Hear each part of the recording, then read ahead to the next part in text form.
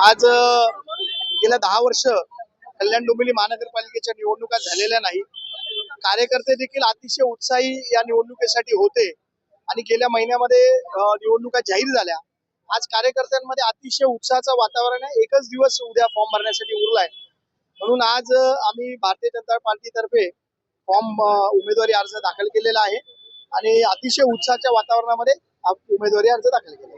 किती उमेदवारी अर्ज दाखल झाले? आज 2च उमेदवारी अर्ज, माझा आणि माझ्या भावाचा उमेदवारी अर्ज आम्ही भारतीय जनता पार्टी तर्फे दाखल केलेला आहे आणि अजून एक दिवस आहे. बघूया काय चर्चा होते आणि मग त्याच्यानंतर आम्ही निर्णय घेऊ. युतीबाबत अद्याप काही अंतिम निर्णय नाही.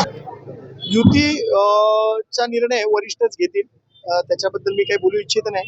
पण लोकांची खूप अपेक्षा आहे आणि लोकांची अपेक्षा पूर्ण करण्यासाठी पुढच्या 5 वर्षामध्ये चांगलं काम करण्याची आमची इच्छा आहे. युती धर्म आतापर्यंत तरी 2च फॉर्म भरले.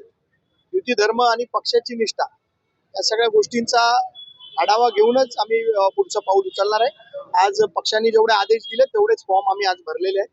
पुढे पक्ष ज्या पद्धतीने आदेश देईल, पक्षांनी सांगितलं पुढे 4 भरा तर 4 भरू, पण आज पक्षांनी 2 फॉर्म भरायला सांगितलं तर 2 मी उमेदवारी अर्ज दाखल केलेले.